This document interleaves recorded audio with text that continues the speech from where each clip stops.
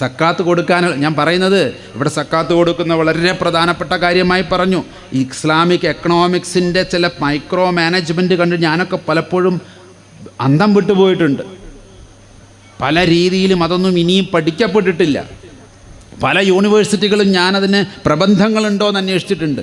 Al-Azhar university വരെ ഞാൻ പോയിട്ടുണ്ട്. ഇസ്ലാമിക് എക്കണോമിക്കുമായി ഇനിയും പല നല്ല കാര്യങ്ങൾ ഇനിയും പഠന വിഷയമാക്കിയിട്ടില്ല. ഒന്നാലോചിച്ച് നോക്കൂ, നിങ്ങളുടെ നാലുപാടുമുള്ള തെക്കോട്ടും വടക്കോട്ടും കിഴക്കോട്ടും പടിഞ്ഞാറുമുള്ള 4 ദിക്ക് എടുക്കുകയാണെങ്കിൽ 40 വീടുകളിൽ നിങ്ങൾക്ക് ഉത്തരവാദിത്തമുണ്ടെന്ന് പറയുന്നൊരു ഹദീസ് ഉണ്ടെന്നാണ് ഞാൻ മനസ്സിലാക്കി വെച്ചിരിക്കുന്നത്. ഉണ്ടെന്നാണ് പല പണ്ഡിതന്മാരും ഞാൻ ഓർമ്മപ്പെടുത്തിയത്. നമ്മളെയൊക്കെ ചില വിമർശകരായിട്ടുള്ളവർ പറഞ്ഞു അങ്ങനത്തെ ഒരു ഹദീസേ ഇല്ല, ഇല്ലെങ്കിൽ വേണ്ട. ഞാൻ പറഞ്ഞൊരു 4 വീട് നമ്മളൊന്ന് നോക്കിയിരുന്നെങ്കിൽ 40 വേണ്ട.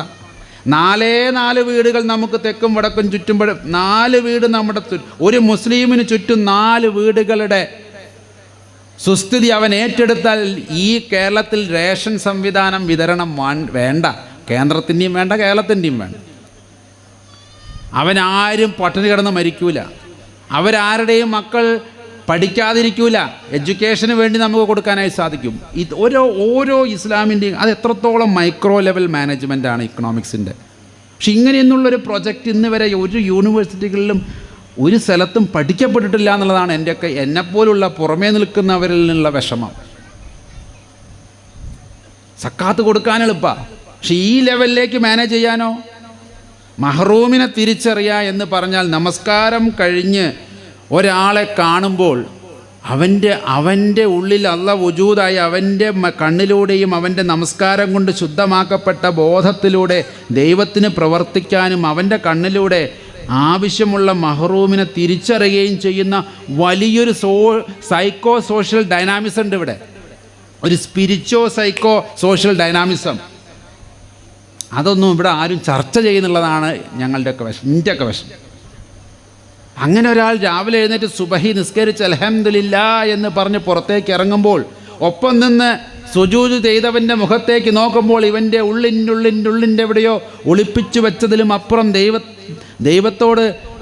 ദൈവത്തിൻ്റെ മുമ്പിൽ പരിശുദ്ധനായി ജീവിക്കുന്ന ഈ വ്യക്തിക്ക് എന്തോ പ്രശ്നമുണ്ടല്ലോ എന്ന് തോന്നി അവന് വേണ്ടുന്നത് അവനെ നിരീക്ഷിച്ച് ചെയ്തു കൊടുക്കുന്ന ഒരു പാരമ്പര്യം. ഇത് ഉമ്മർ റളിയല്ലാഹുവിൻ്റെ കാലത്തും ഉസ്മാൻ റളിയല്ലാഹുവിൻ്റെ കാലത്തുമൊക്കെ അവരുടെ ജീവിതത്തിൽ അവർ പാലിച്ചിരുന്നു. അതുകൊണ്ടാണ് രാത്രിയിൽ തലമുണ്ടിട്ടെല്ലാവരും ഉറങ്ങുന്ന സമയത്ത് തലയിൽ മുണ്ട് വലിച്ച് പുതപ്പ് വലിച്ച് ഇട്ടിട്ട് ഓരോ വീടിൻ്റെ പരിസരത്തും പോയി എന്താണ് ആ വീട്ടിൽ വല്ലതും തിന്നാനുണ്ടോ, കുട്ടികൾ കരയുന്നുണ്ടോ, കുട്ടികൾക്ക് എന്തെങ്കിലും ഭക്ഷിക്കാനുണ്ടോ എന്നതിൻ്റെ കണക്കെടുക്കുന്ന ഭരണാധികാരി. ഇന്നത്തെ ഭരണാധികാരിയൊക്കെ ഏത് വീടിൻ്റെ അപ്പുറം പോയാൽ അതൊക്കെ നിൽക്കുന്നത്, പോയാൽ വേറെ വല്ല ഉദ്ദേശത്തിനായിരിക്കും.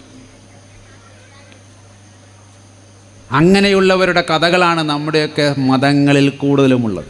എന്നിട്ട് സ്വന്തം വീട്ടിൽ ചെലവിന് വെച്ചിരിക്കുന്ന എണ്ണയും ഒലിവെണ്ണയും മാവും മറ്റ് കാര്യങ്ങളുമൊക്കെ സ്വന്തം തലയിൽ ചുമടെടുത്ത് കൊണ്ടുപോയി കൊടുത്ത ഖലീഫമാർ എത്രയുണ്ടായിരുന്നു നമുക്ക്. അത് ഏറ്റാൻ വന്നു കഴിഞ്ഞാൽ ഭൃത്യനോട് പറഞ്ഞു, ഇത് നിൻ്റെ കടമയല്ല, ഇത് എൻ്റെ കടമയാണ്. എൻ്റെ നാട്ടിലൊരു ഒരുത്തൻ പട്ടിണി കിടക്കുന്നുണ്ടെങ്കിൽ അത് നിൻ്റെ തലയിൽ ഏറ്റിച്ച് കൊണ്ടുപോകാനുള്ളതല്ല. അത്രത്തോളം വിനയം.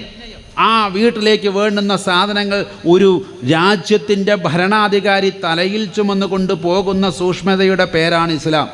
അതായിരിക്കണം ഇസ്ലാം. ആർക്കെങ്കിലും എന്നോട് വിയോജിക്കാനുണ്ടോ? എന്നെ കേൾക്കുന്ന ഏത് മതത്തിലുള്ളവരും എന്നോട് പറയും ഇതിനെയാണ് ഞാൻ ഇസ്ലാം എന്ന് പറയുന്നത്. അത്രത്തോളം നിന്നോ? ഉമർ റളിയല്ലാഹുവിൻ്റെ കാലത്ത് ഉമർ പറഞ്ഞു എന്ന് പറയുന്നൊരു ഹദീസുണ്ട്. ടൈബ്രീസ് നദിയുടെ തീരത്ത് ഏതെങ്കിലും ഒരു കഴുത ഭക്ഷണം കിട്ടാതെ കരയുന്നുണ്ടെങ്കിൽ അതിൻ്റെ ഉത്തരവാദിത്തം ഞാൻ ഏറ്റെടുത്ത് രാജിവെക്കുന്നു എന്ന് പറയാൻ ധൈര്യമുള്ള എത്ര പഞ്ചായത്ത് മെമ്പർ, വാർഡ് മെമ്പർ മുതൽ അങ്ങ് പ്രധാനമന്ത്രി വരെയുള്ള എത്ര പേർക്കറിയാം? ഈ അർത്ഥത്തിലാണ് അവിടെയൊക്കെ മാതൃകാപരമായ പൊളിറ്റിക്സ്. അതായത് ഒരു കഴുത ഭക്ഷണം കിട്ടാതെ കരഞ്ഞാൽ മതി, ഞാൻ രാജിവെക്കുന്നു. ഇതിലുണ്ടോ പറയാൻ?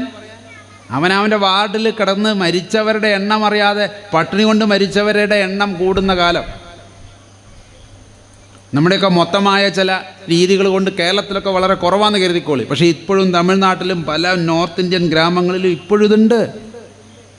ഒരു നേരം തന്നെ എങ്ങനെ ഭക്ഷണം ഇപ്പോഴും കൊടുക്കുമെന്നറിയാത്ത ആളുകൾ ഇന്നും ഞാൻ കണ്ടിട്ടുണ്ട്. കേരളത്തിലില്ലാന്നുണ്ട്. ഇന്നിപ്പോൾ ഏതോ നൂറ്റാണ്ടിലെ കഥയില്ലെന്ന് പറഞ്ഞു. ഇന്ന് എൻ്റെ കൂടെ ആന്ധ്രയിലൊക്കെ വന്നു കഴിഞ്ഞാൽ രാവിലെ പോകുന്ന വണ്ടിയിൽ കയറണം. കാളകളില്ലാഞ്ഞിട്ട് അമ്മയെയും ഭാര്യയെയും നുകം വെച്ചുകൊണ്ട് ഉഴുന്ന കർഷകനെ ഞാൻ കഴിഞ്ഞ മാസം കണ്ടിട്ടുണ്ട്. കാളകളില്ല, ആടുകളില്ല, പിന്നെ ഇത് നില ഉഴണ്ടേ, ട്രാക്ടറും ഇല്ല. പിന്നെ ആകെ വീട്ടിലുള്ളത് തള്ളയും ഭാര്യയാണ്. രണ്ടാളെയും രണ്ട് പോത്തിനെ പോലെ കാളയെ പോലെ നിർത്തി മകനോ ഭർത്താവോ ഇങ്ങനെ ഉഴുതുണ്ടാക്കുന്ന മാമുമാണ് നമ്മളൊക്കെ ഉണ്ണുന്നത്. എന്നിട്ട് തിരിച്ച് നമുക്കൊന്നും ഉത്തരവാദിത്തം ഉണ്ടാവാൻ പാടില്ലേ? ഇത് പറയാത്ത മതമാണോ? ഇത്രയും ഡൈനാമിസം ഉൾക്കൊള്ളുന്നതാണ് ചാരിറ്റി. ഇനി ഹിന്ദു മതത്തിലേക്ക് വന്നാലോ, ജനസേവ, ജനാർദ്ദന സേവ, മാനവസേവ എന്ന് പറയുന്നതാണ് മാധവസേവ. നരസേവ തന്നെയാണ് നാരായണ സേവ, ജീവസേവ തന്നെയാണ് ശിവസേവ എന്ന് പറയുന്ന എത്രയോ ശ്ലോകങ്ങൾ നമുക്ക് കാണാനുണ്ട്. ഈ ലോകം മുഴുവൻ ഒരു നീഢമാണ്, ഒരു കിളിക്കൂടാണ് എന്ന് പറയുന്ന അധ്യായങ്ങളുണ്ട്. നമ്മളെല്ലാവരും അങ്ങോട്ടും ഇങ്ങോട്ടും ഒന്നിച്ച് ജീവിക്കേണ്ട ഒരു കിളിക്കൂട്ടിൽ എങ്ങനെയാണോ അതിലെ കുട്ടികളെല്ലാം ഒന്നിച്ച് ജീവിക്കുന്നത്, അതുപോലെ അങ്ങോട്ടും ഇങ്ങോട്ടും ഉത്തരവാദിത്തമുള്ളവരാണെന്നാണ് എൻ്റെ അർത്ഥം. ഉദാരചരിതാനാം തു വസുദൈവ കുടുംബകം. ഉദാരചരിതന്മാർക്ക് ഉദാരചരിതനായിരിക്കണം, അല്ലാത്തവനെ കുറിച്ചുകൂടെ പറയുന്നത്. അവനിതൊന്നും ബോധം ഉണ്ടാവില്ല. മതത്തിലൂടെ ഉദാര മനസ്സിനെ നേടിയവൻ, മതത്തിലൂടെ തൻ്റെ മനസ്സ് കൽബിനെ മാറ്റിയെടുത്തവൻ, മത അനുഷ്ഠാനങ്ങളിലൂടെ തൻ്റെ മനസ്സിൻ്റെ ഉദാരതയിലേക്ക് മനസ്സിനെ ഉയർത്തിയവന് ഈ ലോകം വസുദൈവ കുടുംബം, ഒരൊറ്റ കുടുംബമാണ്. ഈ ഈ ഭൂമിയിലുള്ളവർ എല്ലാവരും ഒരൊറ്റ കുടുംബമാണ്. ഒറ്റ കുടുംബത്തിലുള്ളവർക്ക് ഉത്തരവാദിത്തമില്ല അങ്ങോട്ടും ഇങ്ങോട്ടും.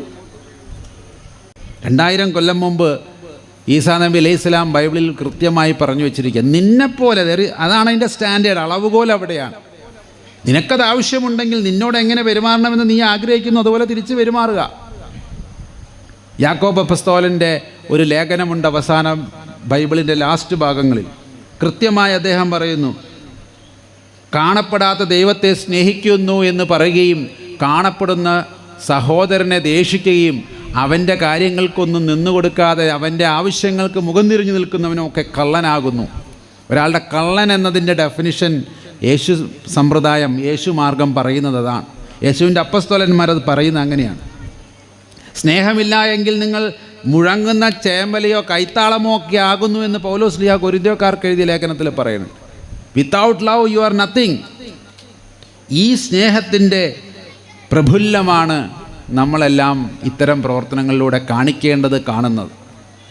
ഇനി ഞാൻ നേരത്തെ സൂചിപ്പിച്ചൊരു അത്ഭുതമുണ്ടല്ലോ, എന്നെ എപ്പോഴും അത്ഭുതപ്പെടുത്തിയിട്ടുണ്ട്. നോട്ട് എ വണ്ടർ, ഇങ്ങനെ എന്നുള്ള അർത്ഥത്തിലല്ല, അതൊരു വല്ലാത്തൊരു ചോദ്യചിഹ്നമായി നിൽക്കുന്നുണ്ട്.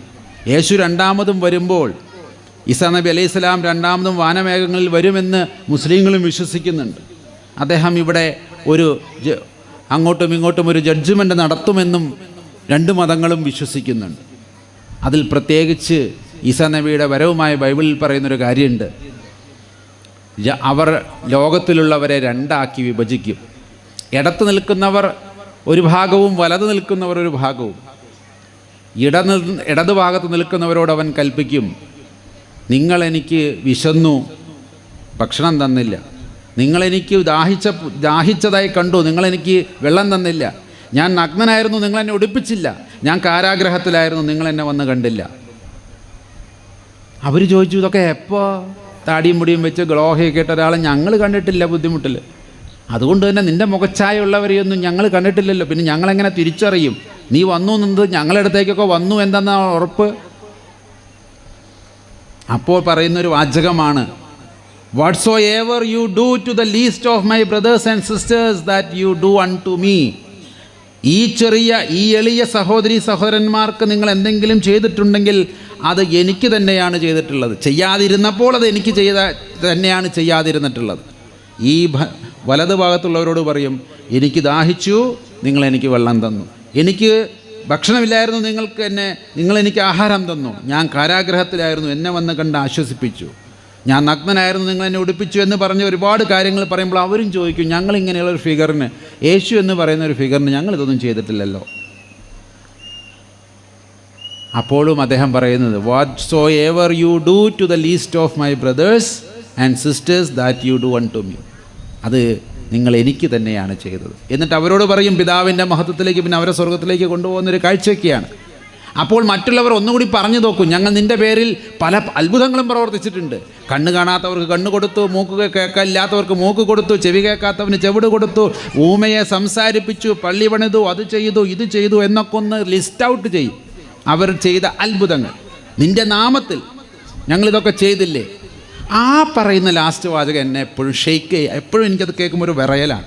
യേശുവിൻ്റെ വാചകം കടമെടുത്ത് പറയുകയാണെങ്കിൽ, ഐ നെവർ ന്യൂ യു, ഞാൻ നിങ്ങളെ ഒരു നാളും അറിഞ്ഞിട്ടില്ല. എന്തൊരു കഷ്ടമെന്ന് ആലോചിച്ച് നോക്കി. ഇതൊക്കെ ചെയ്തിട്ട് യേശുവിൻ്റെ നാമത്തിൽ ഇതെല്ലാം ചെയ്തിട്ട് അവസാനം പറയാം ഞാനത് അറിഞ്ഞിട്ടേ ഇല്ല. അറിഞ്ഞു ചെയ്തത് തെറ്റായിപ്പോയി എന്ന് പറഞ്ഞാൽ നമുക്കൊരു ഒരു സ്കോപ്പുണ്ട്. ഇതൊക്കെ പുള്ളിക്കാരൻ അറിയുന്നുണ്ടായിരുന്നു. പക്ഷേ ദൈവികമായ തിയോളജി അല്ലെങ്കിൽ ദൈവത്തിൻ്റെ ചില രീതികൾ ഇങ്ങനെയാണ്. അറുത്ത് മുറിച്ചങ്ങ് പറഞ്ഞു കളയും, ഞാൻ നിങ്ങളെ ഒരു നാളും അറിഞ്ഞിട്ടില്ല. അങ്ങനെയല്ല അച്ഛാ അതിൻ്റെ കറക്റ്റ് വാക്ക്. I have never known you. ഒരിക്കലും ഞാൻ അതായത് എല്ലാം അറിയുന്ന ദൈവഭാഗത്ത് നിൽക്കുന്ന ഒരു വ്യക്തി പറയുകയാണ്, ഞാൻ നിങ്ങളെ അറിഞ്ഞിട്ടില്ല ഒരു നാൾ. നിങ്ങൾ ഈ ചെയ്ത അത്ഭുതങ്ങളും ചെകിടന് കേട്ടതും മരിച്ചവൻ ഉയർത്തതൊന്നും ഞാൻ അറിഞ്ഞില്ല. അപ്പോൾ എത്രത്തോളം പ്രധാനമാണ് യേശു സമ്പ്രദായത്തിലുള്ള യേശുവിൻ്റെ പഠനങ്ങളുമായി ബന്ധപ്പെട്ട് ചാരിറ്റി പ്രവർത്തനത്തിന് മറ്റുള്ളവരുടെ സഹായം. എന്നിട്ട് മനോഹരമായി നല്ല സമരിയാക്കാരൻ്റെ ഉപമയും പറഞ്ഞ് ആരാണ് തൻ്റെ അയൽക്കാരൻ എന്നതിൻ്റെ അതിന് വിശദീകരണം എന്നോണം അദ്ദേഹം ഒരു ഉപമ പറഞ്ഞുകൊണ്ട് അത് നിർത്തുകയാണ് ചെയ്യുന്നത്. ഉപമ വലിയൊരു ഉപമയായതുകൊണ്ട് ഞാനതിലേക്ക് പോകുന്നില്ല. എങ്കിലും അവർ വിചാരിച്ചവരല്ല ആ കഥയിലെ നല്ല അയൽക്കാരനായി വർത്തിച്ചത്.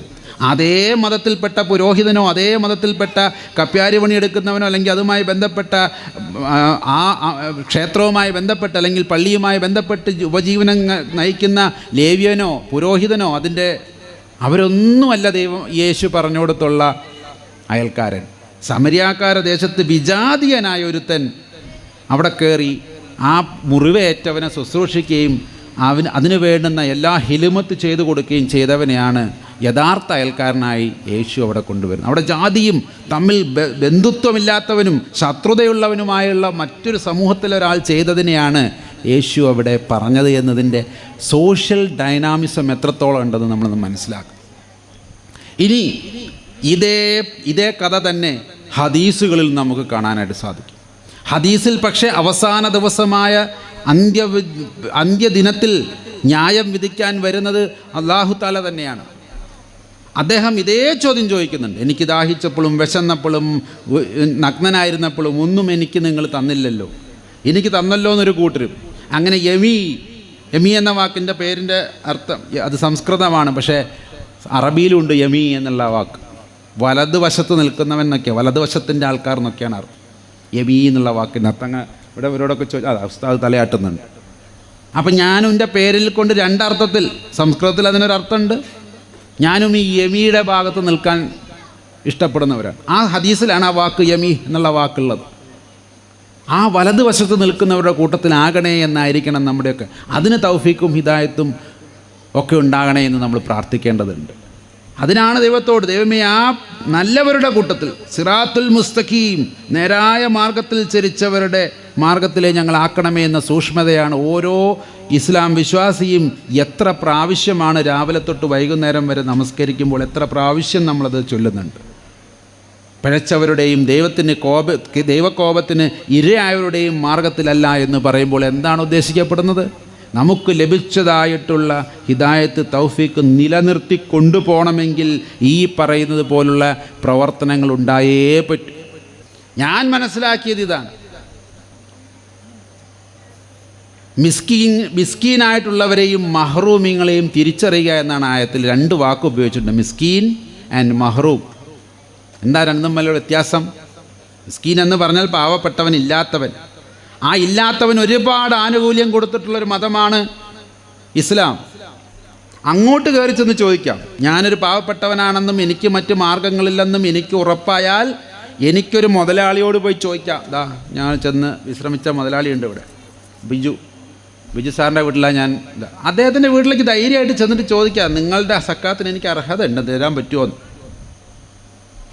അത് ഇസ്ലാം കൊടുക്കുന്നൊരു സ്വാതന്ത്ര്യമാണ്. മറ്റൊരു മതവും കൊടുക്കാത്ത ഒരു പ്രത്യേക എക്കണോമിക്കൽ രീതിയാണ്. ആവശ്യക്കാരന് കയറി ചെന്ന് എൻ്റെ അവകാശം തായോ എന്ന് പറയാനുള്ള ഒരു ഡൈനാമിസം അത് വേറെ. മറ്റവരൊക്കെ കൊടുക്കുന്നവൻ്റെ കാരുണ്യത്തിലാണ് ആശ്രയിക്കുന്നത്. ഇത് വാങ്ങുന്നവൻ്റെ അവകാശത്തിന്മേലാണ് സക്കാത്ത് നിലനിർത്തുന്നത്. അതുകൊണ്ട് മിസ്കീന് നിങ്ങൾ കൊടുത്തില്ലെങ്കിൽ ചോദിച്ചു വാങ്ങിക്കോളും.